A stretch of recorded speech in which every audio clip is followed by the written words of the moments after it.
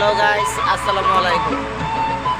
আমরা বাংলাদেশ থেকে কিছু সবজির বীজ নিয়ে আসছি। এখন আমরা আমাদের বাসার নিচে যে খালি জায়গাটুকু আছে সেখানে আমরা রোপণ করব। আমরা দেখব যে বাংলাদেশের যে বীজগুলো আছে, যে ভ্রুণায়ের যে মাটিগুলো কীরকম উর্বর নাকি, আমরা ফসল ফলাইতে পারি নাকি, আমরা চেষ্টা করব, আমরা দেখব। আসসালামু আলাইকুম।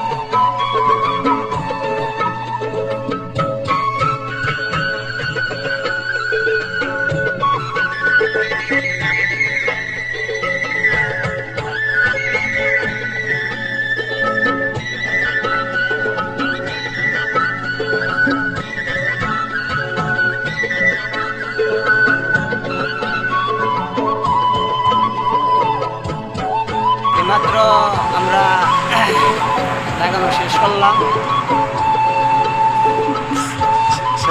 আমাদের সবজি লাগানো শেষ।